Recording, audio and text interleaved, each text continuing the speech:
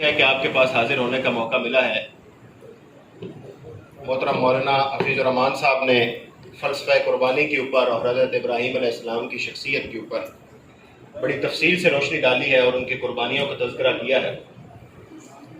قرآن مجید میں اللہ تعالیٰ یہ فرماتے ہیں، اور جگہ جگہ پہ مختلف انبیاء کے متعلق اللہ تعالیٰ نے یہ قرآن مجید کے اندر مختلف آیات اتاری ہیں، اور اس کے اندر اللہ تعالیٰ میں یہ بتاتے ہیں کہ جتنے بھی انبیاء اللہ تعالیٰ نے بھیجے ہیں ان سب کی زندگی کا ایک ہی مقصد تھا۔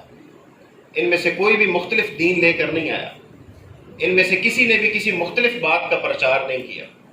یہ سب لوگ ایک ہی بات کی طرف پرچار کر رہے تھے، اور ایک ہی ان کی جدوجہد کا محور اور مقصد تھا، اور وہ یہ تھا کہ دین قائم ہو جائے، الحکیم الدین، دین قائم ہو جائے۔ ان سب کا یہی مقصد تھا۔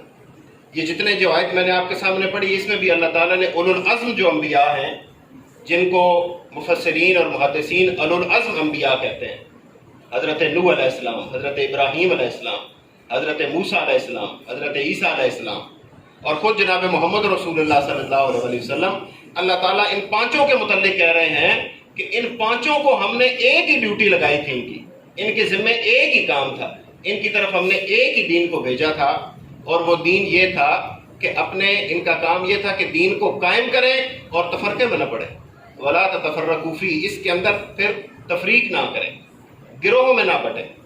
اب دیکھیے، زندگی کے مختلف کاموں میں ہم مختلف ماہرین کی طرف رجوع کرتے ہیں۔ دنیا میں جتنے کام ہیں، ہر کام کے کچھ نہ کچھ ماہرین موجود ہیں، اور ان ماہرین سے ہم ان کاموں کو سمجھنے کی کوشش کرتے ہیں۔ آپ وکالت میں کوئی مسئلہ آپ کو ہو گیا، آپ وکیل کے پاس جائیں گے۔ کسی بندے کو کوئی بیماری لاحق ہو گئی ہے تو وہ جا کے وکیل سے مشورہ نہیں کرے گا، وہ ڈاکٹر کے پاس جائے گا۔ کسی کو اگر کوئی نقشہ بنوانا ہے، کسی کو اگر گھر اپنا بنوانا ہے تو وہ انجینئر سے مشورہ کرے گا۔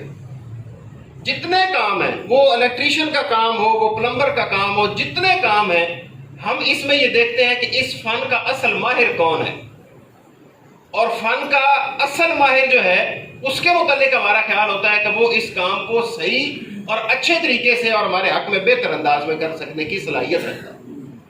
بالکل اسی طرح مسلمان ہونا یہ بھی ایک کام ہے، اس کے لیے بھی کچھ علم کی ضرورت ہے، اس کے لیے بھی اس فن کے، اس علم کے کسی ماہر کی طرف رجوع کرنے کی ضرورت ہے، اور قرآن ہمیں بتاتا ہے کہ انبیاء کے علاوہ اس فن میں کوئی ماہر نہیں ہے۔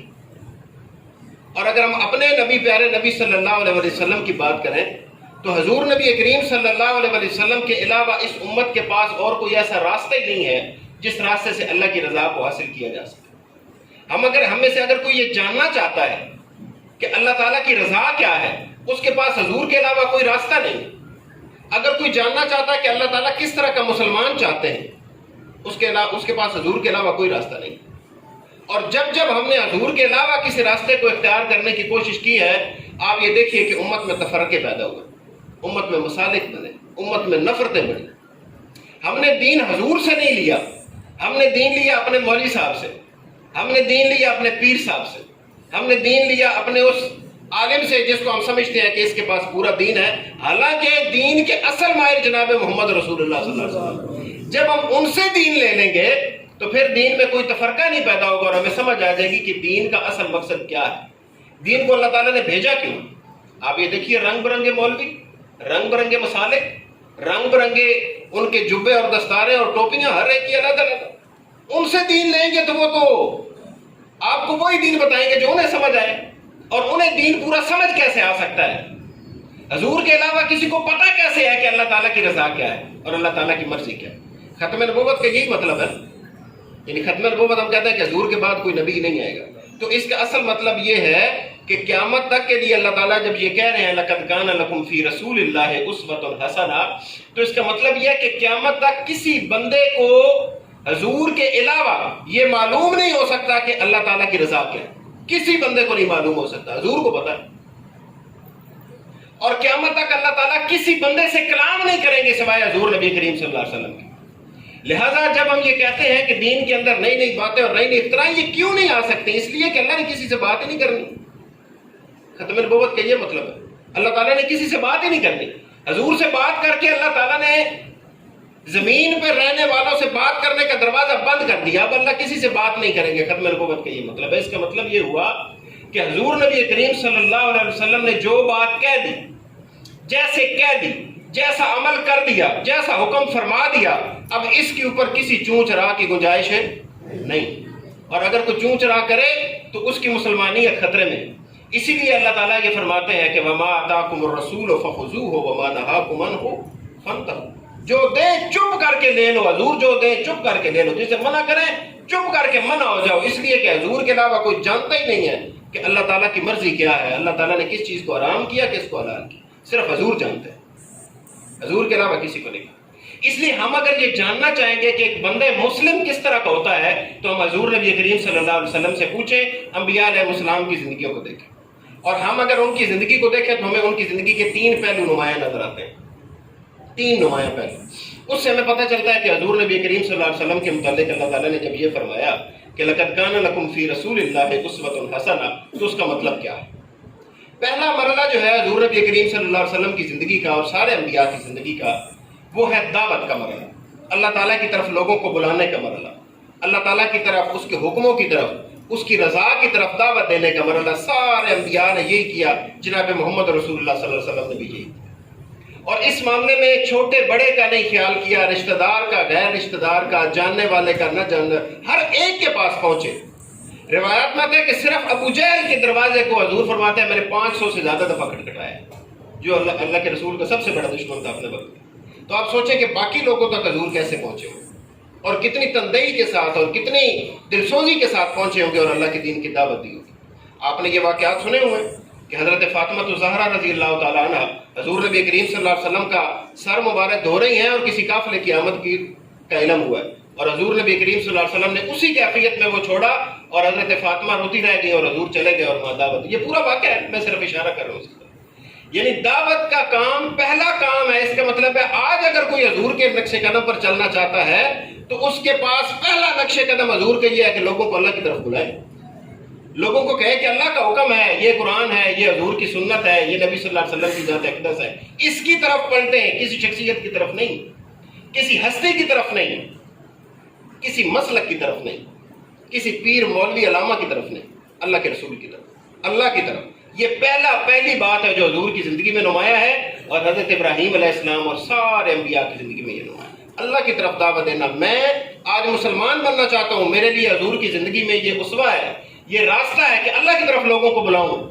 آپ مسلمان ہونا چاہتے ہیں، کائنات کا کوئی بندہ مسلمان ہونا چاہتا ہے، کسی سے نہ پوچھیں، حضور نبی کریم صلی اللہ علیہ وسلم کی زندگی کو دیکھیں، آپ کو پتہ چل جائے گا کہ پہلی نمایاں بات لوگوں کو اللہ کی طرف بلانے کی ہے۔ حضور نے اس کام کو انتہائی جاں فشانی سے کیا، اس راستے میں مشکلات آئیں، حضور نے پرواہ نہیں کی، کسی رکاوٹ کے سامنے صبر نہیں ڈالی، کسی کے سامنے ہمت نہیں ہاری۔ یہ پہلی بات ہے۔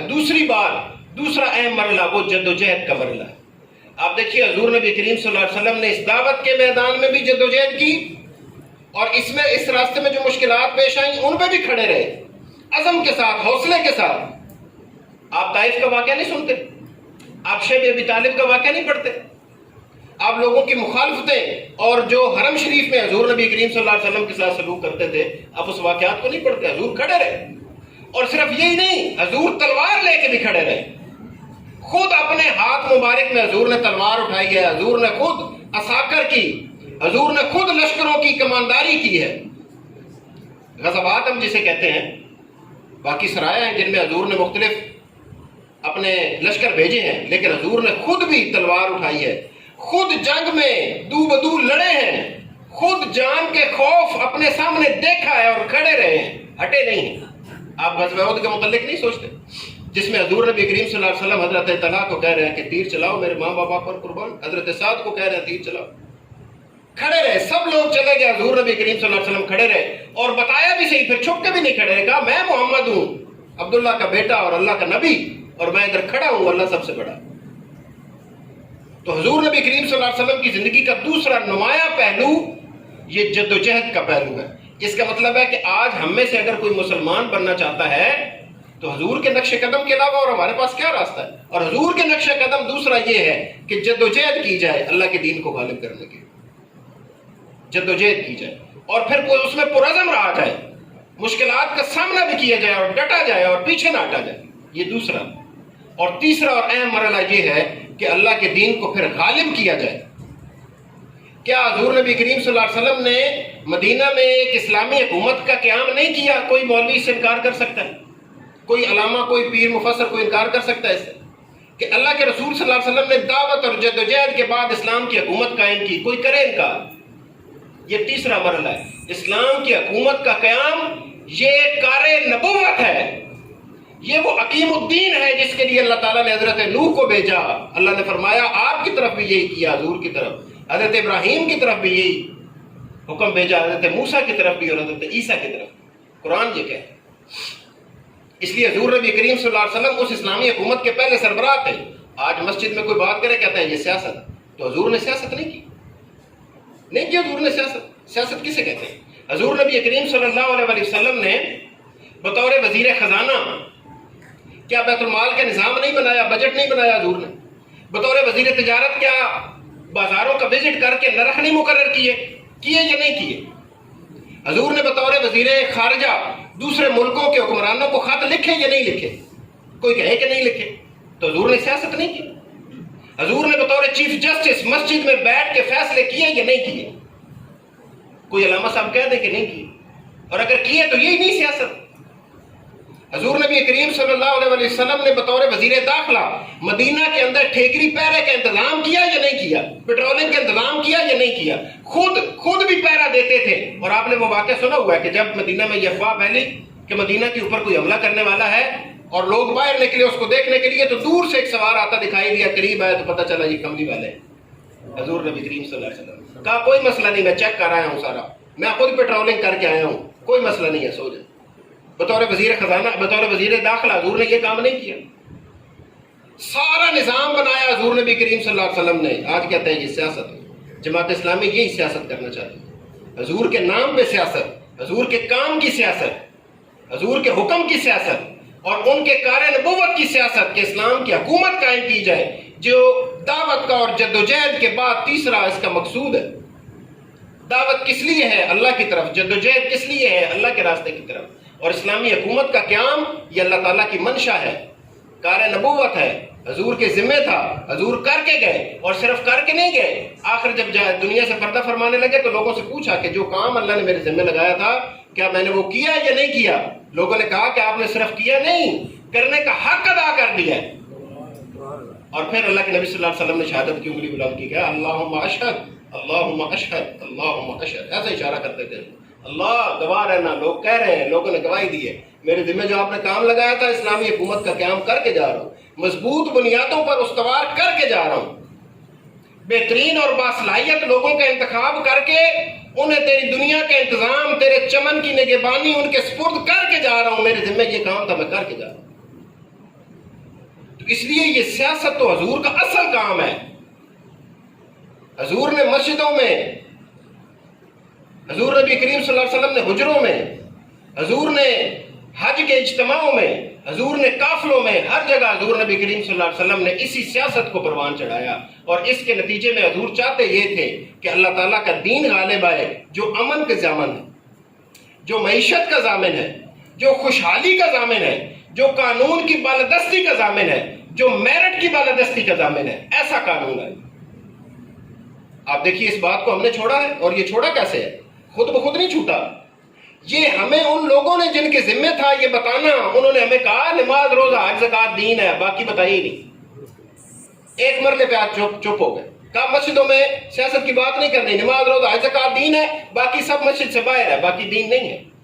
اس کا نتیجہ کیا ہوا؟ اس کا نتیجہ یہ ہوا جیسے مولانا حفیظ الرحمان صاحب کہہ رہے تھے کہ مسجد کے مصلے کے لیے تو ہم نے داڑیاں بھی ماپی، مسجد کے مصلے کے لیے ہم نے دیکھا اس کے کردار کو اور حافظ قرآن ہونے کو، مسجد کے مصلے کے لیے اس کی درس نظامی کی ڈگری کو بھی دیکھا، لیکن باہر مسجد سے باہر ہم نے جو لچ کے فہم تھا اس کو الیکٹ کیا اور اپنے ملک کی زمام اقتدار ان کے اختیار میں دے دی. اور اللہ تعالیٰ نے پھر ظاہر ہر عمل کا ایک رد عمل ہوتا ہے. آپ جیسے کریں گے، آپ اس دیوار کو مکہ مارے آپ کو درد ہوگی، آپ کافر ہیں تب بھی ہوگی، مسلمان ہیں تب بھی ہوگی. ہر عمل کا ایک رد عمل ہے. جب ہم 2 نمبر لوگوں کو، بددیانت اور خائن لوگوں کو ووٹ دے کے مسند اقتدار پر بٹھائیں گے، امامت پر بٹھائیں گے، تو کیا وہ لوگ وہاں پہ اللہ کے حکم کے مطابق فیصلے کریں گے؟ نمک زیادہ ڈالیں گے تو نمک اس میں زیادہ ہوگا، مرچیں زیادہ ڈالیں گے تو مرچیں زیادہ ہوگی. یہ اللہ کا قانون ہے. اور اللہ تعالیٰ کہتا ہے کہ میں اپنی سنت کو کسی کے لیے تبدیل نہیں کرتا، کسی کے لیے تبدیل نہیں کرتا. ہم نے غلطی کی، ہمیں اس کی یہ سزا مل رہی ہے. اور سزا کیسی مل رہی ہے؟ 22 کروڑ لوگوں کا ملک ہے، 22 کروڑ لوگوں کا باصلاحیت لوگ ہیں، ڈاکٹر ہیں، انجینئر ہیں، علماء ہیں، اور یہ صورتحال ہے. اللہ جنات کو خیر پا دے. ایک طرف جاتے ہیں، دوسرے کے پاس جاتے ہیں، اللہ جنات کو خیر پا دے، اللہ جنات کو خیر پا دے. یہ صورتحال. کمانے والے ہیں، ذہن رکھتے ہیں، عقل ہے، فہم ہے، شعور ہے، بازو ہیں، ٹانگیں ہیں، کام کر سکتے ہیں، ہاتھ ہیں. یہ صورتحال. ہاتھ آگے کیا ہوا. پچھلے نے بھی ہاتھ آگے کیا ہوا تھا، جو اب ہے اس نے بھی ہاتھ آگے کیا، اس سے پہلے والے نے بھی ہاتھ آگے کیا، اس سے پہلے والے نے بھی ہاتھ آگے کیا. کرتے ہمارے نام پہ ہیں، کھاتے خود ہیں. اور صورتحال یہ ہے کہ جو ایک سال میں ہم کماتے ہیں، ہم نے اللہ کو حکم نہیں نہ مانا، اللہ تعالیٰ نے ہمیں پستیوں میں دھکیلا ہے. ایک سال میں جو ہم کماتے ہیں اس کا 40%، 40% سود میں جاتا ہے، سود میں، جس کو اللہ نے حرام کہا ہے. 9,520 ارب روپے کا پاکستان کا بجٹ ہے، 4,000 ارب روپے سود کی ادائیگی میں جاتے ہیں.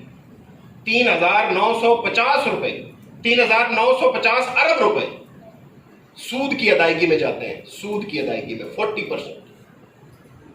اور وہ سود کس کا ہے یہ بھی سن لیں. کون لوگ ہیں جو اسلام کے نظام کے راستے میں رکاوٹ ہیں، جن کے مفادات کو اس سے نقصان پہنچے گا؟ وہ کون لوگ؟ اس میں ایک بڑا حصہ، یہ جو 4,000 ارب روپے ہے، اس میں ایک بڑا حصہ یہ پاکستان کے انٹرنل بینکوں کا ہے،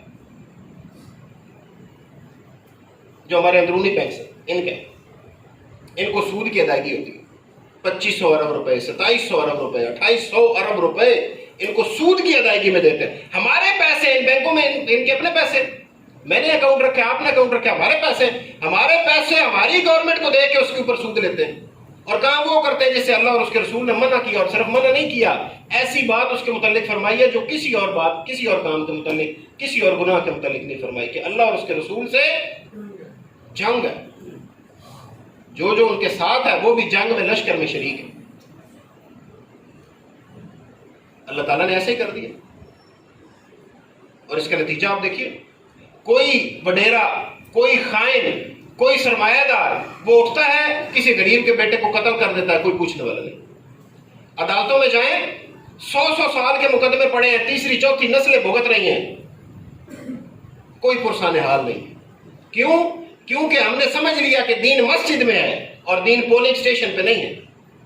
کیونکہ ہم نے سمجھ لیا کہ دین روزے میں ہے اور دین سیاست میں نہیں ہے. کیونکہ ہم نے سمجھ لیا کہ دین پارلیمنٹ میں نہیں ہے، دین بیت اللہ میں ہے. حج کرنے میں دین ہے، پارلیمنٹ میں دین نہیں ہے. ہم نے یہ سمجھا، اللہ تعالیٰ نے ہمارے اوپر وہی اس کا رد عمل اور جو اس کا طریقہ بنتا تھا وہی ہمارے اوپر مسلط کر. ہمارے بدترین لوگ، دنیا میں نہ کوئی عزت، نہ کوئی امن و امان، نہ کوئی سکون، نہ کوئی معیشت. ایک تھانے دار بیٹھا ہوا ہے، ایک تھانے دار، کوئی اس کی ویلیو نہیں ہے پورے نظام کے اندر، اور پورے شہر کا وہ ٹھیکیدار بن کے بیٹھا ہوا. کوئی کام، جائز کام کے لیے لوگوں کو پیسے دینے پڑتے ہیں. کوئی شریف آدمی تھانے کے سامنے سے گزر نہیں سکتا. کون پیسے دیتا ہے ان کو؟ ان کی تنخواہیں کہاں سے آتی ہیں؟ سوچیں، ان کی تنخواہیں کہاں سے آتی ہیں؟ کون دیتا ہے ان کو تنخواہیں؟ آپ دیتے ہیں. ایک ماچس کی ڈبی آپ خریدتے ہیں، گھر کے لیے گھی خریدتے ہیں، چینی خریدتے ہیں، آپ ٹیکس دیتے ہیں.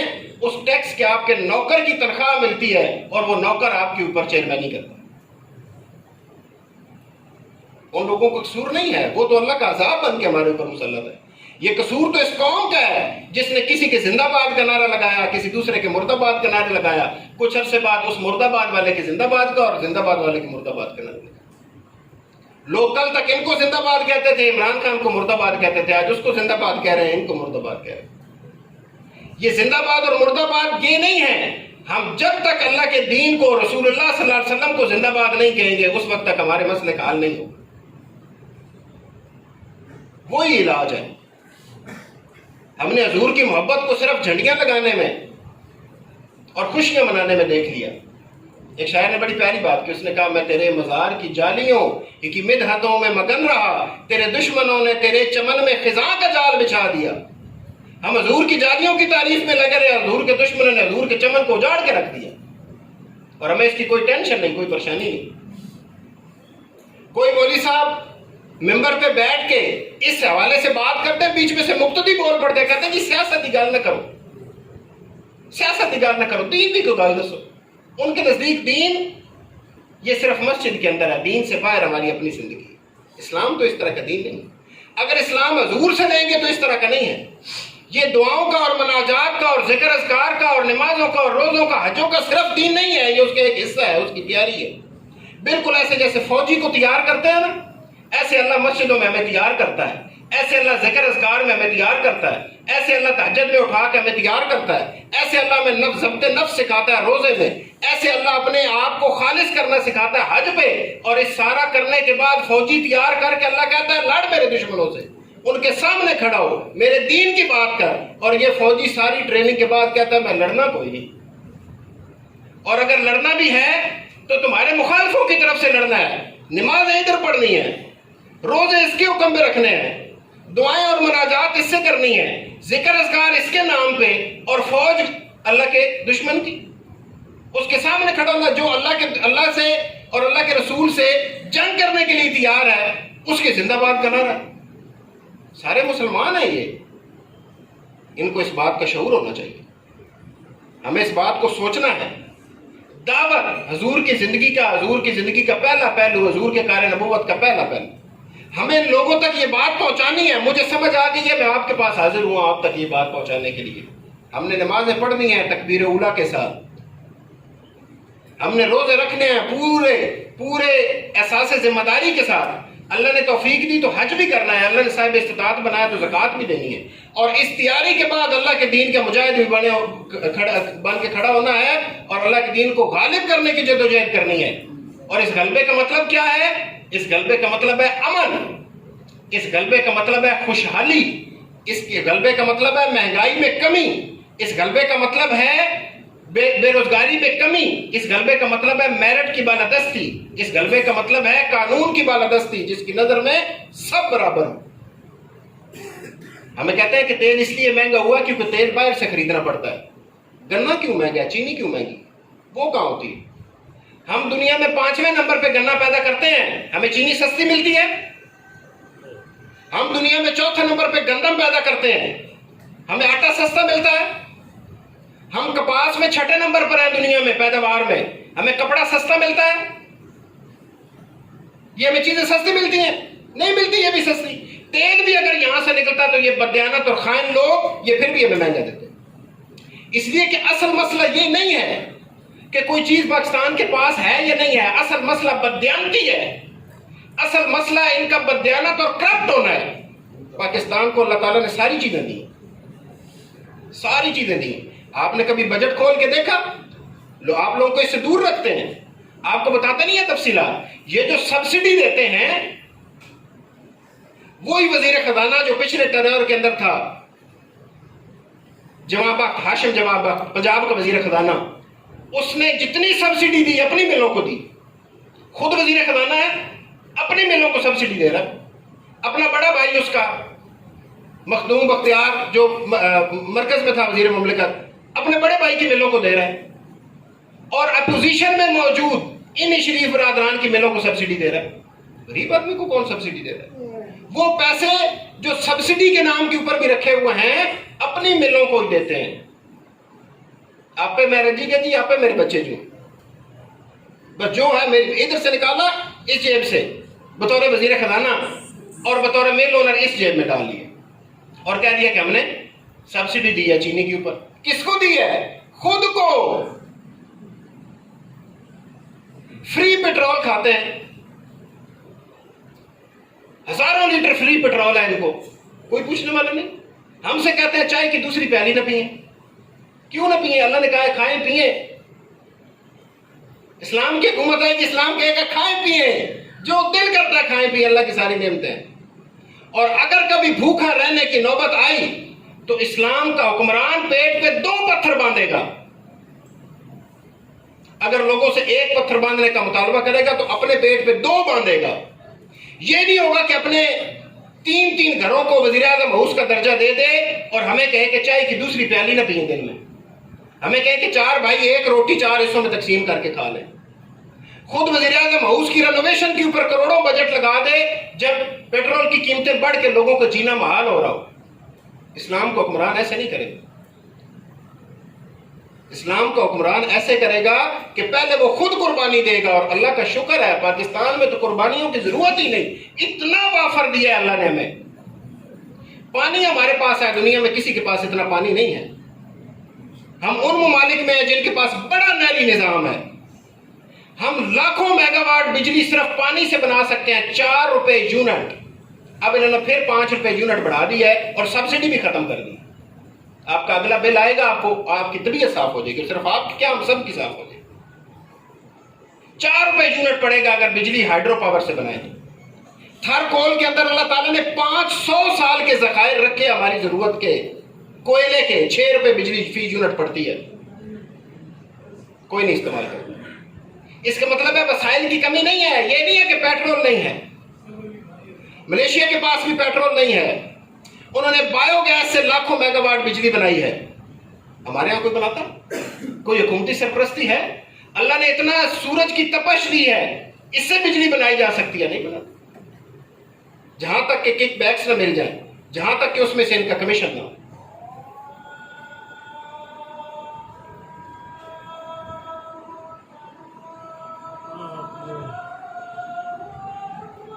اس لیے میرے عزیز بھائی اور دوستوں, ہمیں یہ بات سمجھنی ہے, اور صرف سمجھنی نہیں, لوگوں کو بھی سمجھانی ہے. ہم کسی کے خلاف نہیں ہیں. ہمارے پیارے نبی صلی اللہ علیہ وسلم نے فرمایا کہ یہ نہ دیکھو کون کہہ رہا ہے, یہ دیکھو کہ کیا کہہ رہا ہے. ہم کسی کے خلاف نہیں ہیں. ہم عمران خان کے خلاف نہیں ہیں, ہم شہباز شریف کے بھی خلاف نہیں. ہم ان کے کاموں کے خلاف ہیں. وہ کام کوئی بھی کرے اس کے خلاف ہے. اس لیے لوگ کہتے ہیں کہ آپ پی ٹی ایم میں کے ساتھ ہیں, یہ پی ٹی آئی کے ساتھ ہیں. ہم ان دونوں کے ساتھ نہیں ہیں, ہم محمد رسول اللہ کے ساتھ ہیں. ہم ان دونوں کے نظام سیاست کے باغی ہیں, ہم نظام مصطفیٰ کے ساتھ. اور جہاں جہاں جماعت اسلامی کو حکومت ملی ہے, ہم نے یہ سارے کام کر کے دکھائے ہیں. کوئی بندہ کہے 300 سے زیادہ ہمارے پارلیمنٹ کے ممبر رہے ہیں, یار ایک بندے کے اوپر بھی آپ 1 روپے کی کرپشن کا الزام لگا کے دکھائیں نا. الزام تک کوئی نہیں لگا سکا. یہ سراج الحق جو ہمارے امیر ہیں جماعت اسلامی کے, ہم سب کے 7 بجٹ اس نے پیش کیے ہیں, بغیر سود کے بجٹ پیش کیے ہیں, اسی ملک میں پیش کیے ہیں. جب آئے تھے تو 387 ارب کا قرضہ تھا, آدھا اتارا ہے. 1 پیسے کا قرضہ نہیں لیا سراج الحق نے 7 سال میں, 1 پیسے کا. آدھا اتار کے گئے ہیں, الٹا جو پہلوں نے لیا تھا وہ بھی اتارا ہے. بغیر سودی بجٹ پیش کیے, 1 روپے کا نیا ٹیکس نہیں لگایا, اور بجٹ کی اماؤنٹ کو بڑھایا, پھر بھی ٹیکس نہیں لگایا. بیواؤں یتیموں کے لیے وظائف دیے, نوجوانوں بے روزگاروں کے لیے وظائف دیے, فری کتابیں دی, ہسپتال بنائے, یونیورسٹیاں بنائی, روڈ بنائے. 1 روپے کا قرض نہیں لیا. کیوں؟ کیونکہ اس نے اپنے ہاتھ سے گزرنے والے ایک ایک بل کو خود دیکھا, اور اس کے اندر کسی 2 نمبری کی گنجائش نہیں بننے دی, نہ خود کی نہ کسی کو کرنے دی. جو کام 1 روپے میں ہوتا تھا اس کو 1000 میں نہیں کیا, جو 1000 میں ہوتا تھا اس کو 1 لاکھ میں نہیں کیا. آج کسی لیڈر کے ایسے قمیض میں ایک موہری ہوتی ہے, لوگ کہتے ہیں کتنا جی سادہ آدمی ہے. وہ سادہ آدمی نہیں ہے جو وزیر خزانہ ہوتے ہوئے بس پہ بیٹھ کے پبلک ٹرانسپورٹ پہ پشاور سے بیٹھا اور لاہور پہنچ گیا, اور 800-900 روپے کا بل جمع کروایا صرف. حالانکہ کوئی اور جاتا تو کروڑوں روپے کا بل جمع کرواتا, لاکھوں روپے کا بل جمع کرواتا. ہمارے پاس ہے نا, لوگوں کو نظر نہیں آتے. کر کے دکھایا ہے نا. کراچی کی نظامت 3 بار جماعت اسلامی کے پاس آئی ہے, میئر شپ. وہ عبدالستار افغانی جو جوتوں کی دکان پہ, کبھی سوچا اس طرح کسی پارٹی نے؟ جوتوں کی دکان پہ سیل مین تھا عبدالستار افغانی, جماعت اسلامی نے اسے ٹکٹ دے کے پورے شہر کا میئر بنایا. اور وہ 2 کمروں کے فلیٹ پہ رہتا تھا, 3ری منزل پہ 2 کمروں کا فلیٹ, ٹوٹل 2 کمرے. اور وہ آدمی جس کے ہاتھوں سے اربوں روپے کے فنڈ نکلے پورے 8 سال, وہ جب فوت ہوا تو انہی 2 کمروں کے فلیٹ سے اس کا جنازہ اٹھا. وہ قومی اسمبلی کا ممبر رہا, انہی 2 کمروں کے فلیٹ سے اس کا جنازہ اٹھا. کون ہے ان کے لیے جو کھڑا ہوا؟ بے وقوف لوگ, شراب کے پیچھے بھاگنے والے, نعروں کی چکا چوند سے متاثر ہونے والے. نعمت اللہ خان 5 سال ناظم رہے کراچی کے, 1400 کونسلر تھے ان کے ساتھ, 1400 کونسلر کراچی میں جماعت کے بنے تھے. ایک کونسلر کے اوپر بھی 1 روپے کی کرپشن کا الزام کوئی نہیں لگا سکتا. جب آئے تھے تو 4 ارب کا بجٹ تھا کراچی کا، جب 5 سال بعد ہینڈ اوور کیا 40 ارب کا بجٹ تھا، کوئی ٹیکس نہیں لگایا، صرف ایمانداری سے ہر چیز کو مینج کیا، دیانتداری سے ہر چیز کو مینج کیا۔ یہ ہے اللہ کے رسول کا نظام، یہ ہے نظام مصطفیٰ۔ اسکول بنائے، کالجز بنائے، سڑکیں بنائیں پورے کراچی میں۔ جب جتنے کالجز اور یونیورسٹیاں اور جتنے اسکول بنے ہیں، ایک اسکول بھی اس کے بعد کوئی نہیں بنا سکا، ایک کالج نہیں بنا سکے۔ عبدالستار افغانی نے بنایا 8 سال میں، یہ نعمت اللہ خان نے پھر آ کے بنائے کراچی میں، کوئی نہیں بنا سکا۔ فلائی اوور بنائے، جس کا بجٹ اربوں روپے میں تھا کسی فلائی اوور کا، اسے آدھے بجٹ میں مکمل کر دیا ایمانداری سے۔ اور جب اس سے ختم ہوئی ان کی میئرشپ تو 5 سالوں کی ساری تنخواہ اٹھا کے زلزلہ ددگان کو دی۔ وہ تنخواہ کا ایک پیسہ بھی گھر نہیں لے کے گئے۔ پہلے دن جب آئے تو ایسے میرے ذہن میں ایک بات آ گئی، کھانے کا وقت ہوا تو ان کے سیکٹری نے کہا سر کھانا آ گیا، آپ تشریف لائیے۔ جب وہ اپنے پیچھے ریٹائرنگ روم میں گئے تو دیکھا ایک بڑے سے ٹیبل کے اوپر انواع و اقسام کے کھانے لگے ہوئے۔ یہ نعمت اللہ خان کی بات بتا رہا ہوں آپ کو، میئر تھے کراچی کے۔ ایسے بڑا سا ٹیبل ہے جناب، ہر طرح کے لذیذ کھانے، اور کھائیں جی۔ ان کے سیکٹری نے کہا سر تشریف رکھیں۔ انہوں نے کہا بھائی یہ کھانے کہاں سے آئے؟ انہوں نے کہا جی پی سی سے منگوائے، پرل کانٹیننٹل سے آپ کے لیے۔ انہوں نے کہا اس کا بل کون دے گا؟ کہا بل دے گا خزانہ۔ انہوں نے کہا بھی کھانا میں کھاؤں گا، میرے سیکٹری کھائیں گے تو بل خزانہ کیوں دے گا؟ انہوں نے کہا بھی نہیں، آج کے لیے اس کھانے کا بل بھی میں اپنی جیب سے دوں گا، اور آئندہ میرے لیے کوئی کھانا نہ منگوائے، میں گھر سے لے کے آؤں گا۔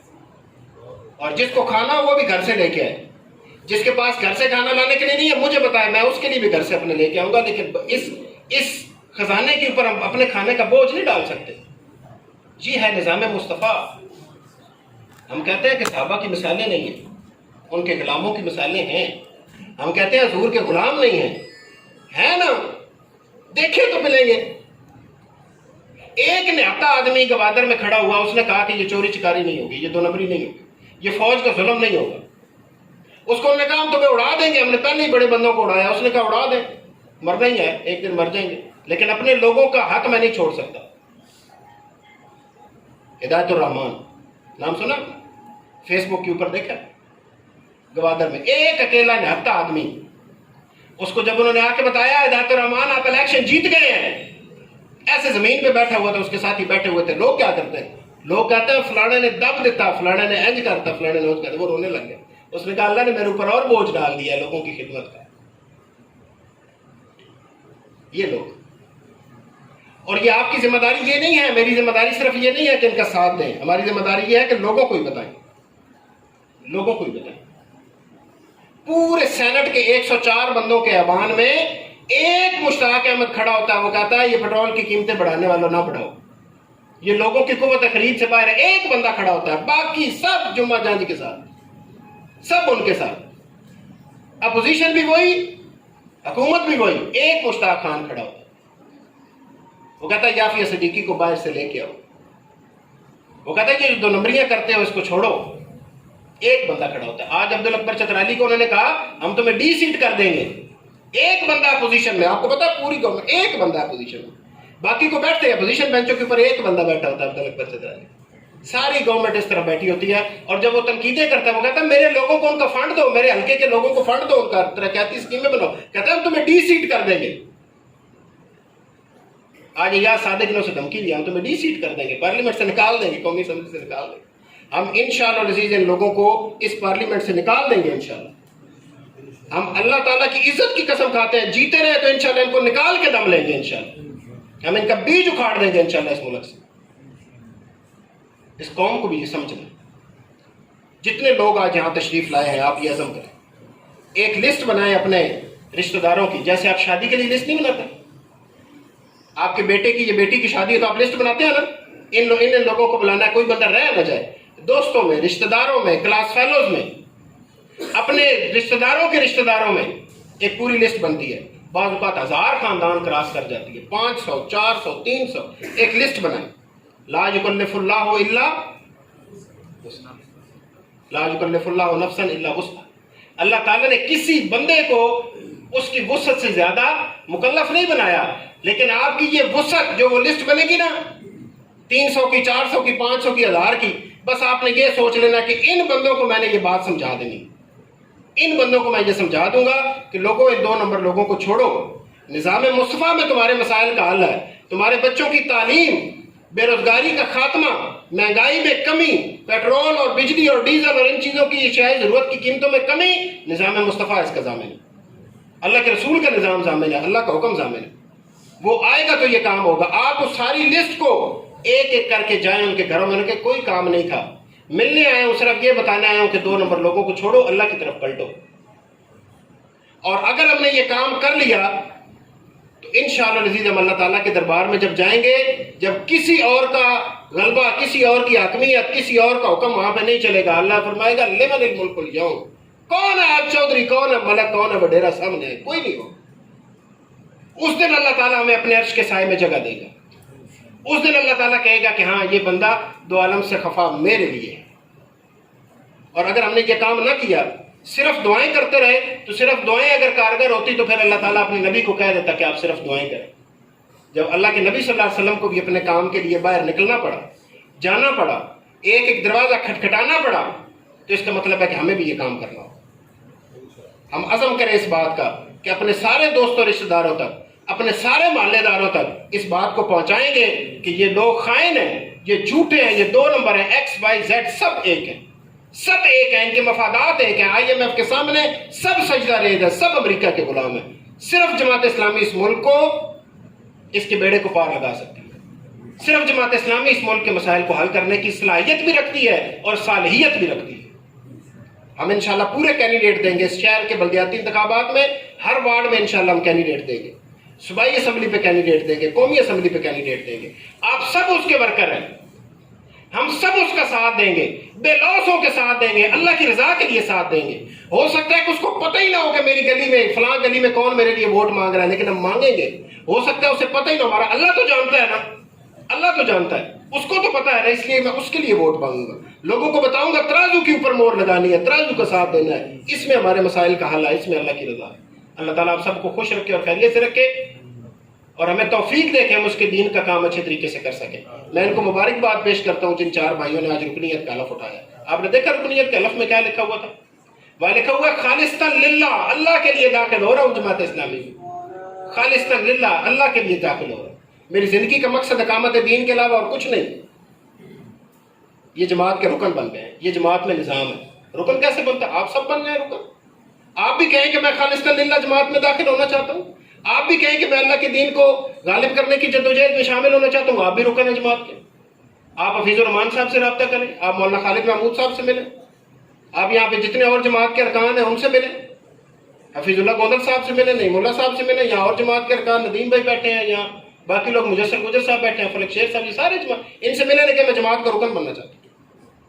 بس آپ کو یہ کہیں گے یہ 2-4 کتابیں پڑھیں، قرآن مجید کا مطالعہ کریں، نمازوں میں بہتری لے کے آئیں، فرائض کی ادائیگی کریں، جو اللہ نے فرض کی ہیں چیزیں ان کی ادائیگی کریں، کبیرہ گناہوں سے اجتناب کریں، اللہ تعالیٰ سے استغفار کرتے رہیں چھوٹے موٹے گناہوں کے اوپر، کبیرہ گناہ نہیں کرنے، فرائض کی ادائیگی، کبیرہ گناہوں سے اجتناب، اور پھر ڈسپلن کی پابندی کرنی ہے، ڈسپلن۔ اور یہ ڈسپلن ہم نے کس سے سیکھا؟ ہم نے کسی مغربی مفکر سے یہ ڈسپلن نہیں سیکھا، ہم نے جناب محمد رسول اللہ صلی اللہ علیہ وسلم سے سیکھا، لقد کان لکم فی رسول اللہ اسوۃ حسنہ۔ حضور نے جنگ بدر کے اندر پہلی دفعہ ڈسپلن قائم کر کے صفیں بنا کے لڑے تھے، اور سارا عرب حیران تھا، سامنے والے جو تھے نا وہ اس بات سے مرعوب ہوئے تھے کہ بھئی یہ کس طرح سے لڑ رہے ہیں۔ پہلے تو یہ ہوتا ہے ہلہ بول، سیدھا سیدھا لڑ گئے، حضور نے صفیں بنائی، تیر اندازوں کی، پھر اسی طرح تلوار بازوں کی، حضور نے پوری ترتیب بنائی۔ ہم نے ڈسپلن بھی حضور سے سیکھا ہے۔ تو جماعت کے ڈسپلن کی پابندی، آپ رکن، آپ بھی یہاں کھڑے ہو، آپ کو بھی یہ حلف نامہ ملے گا، آپ بھی جماعت میں شامل ہو جائیں۔ ہم سب مل کے اللہ کے دین، اور کسی شخصیت کی طرف دعوت نہیں۔ پوری گفتگو میں نے آپ کو کہا کہ آپ سراج الحق کی بیعت کریں، آپ مولانا مودودی کی بیعت کریں، کہا میں نے آپ کو، میں نے آپ کو کہا کہ آپ کسی علامہ صاحب، کسی پیر صاحب کی بیعت نہیں، ہماری شخصیت کی طرف دعوت نہیں، ہماری دعوت ہے اللہ اور اس کے رسول کی طرف، انہیں کی طرف دعوت ہے۔ اور ہم جماعت میں ڈسپلن کی پابندی بھی اس وعدے اور اس شرط کے ساتھ کرتے ہیں، جماعت کے دستور میں لکھا ہوا، امیر جب تک اس دائرے کے اندر حکم دے گا جو اللہ اور اس کے رسول نے لگایا ہے اس وقت تک ماننا، اور بلا چگو چران پھر ماننا، پھر اس کے ساتھ کھڑے، پھر کو ہٹا نہیں سکتا۔ اسی لیے جماعت منظم ہے۔ میں آپ سب کو دعوت دیتا ہوں، آپ جماعت کے رکن بنیں، آپ جماعت میں شامل ہو، اپنے گلی محلے میں آپ جماعت کا کام کریں، لوگوں کو کنونس کریں، اور کس لیے کریں؟ اللہ کے لیے کریں۔ ہو سکتا ہے کسی امیر کو، کسی کینڈیڈیٹ کو نہ پتا ہو کہ آپ یہاں کام کر رہے ہیں، لیکن اللہ تو جانتا ہے، اللہ تعالیٰ ہم سب کو خیریت سے رکھے، آپ کو بھی خیریت سے رکھے، انشاءاللہ زندگی رہی تو آپ سے دوبارہ ملاقات ہوگی۔ السلام علیکم ورحمۃ اللہ۔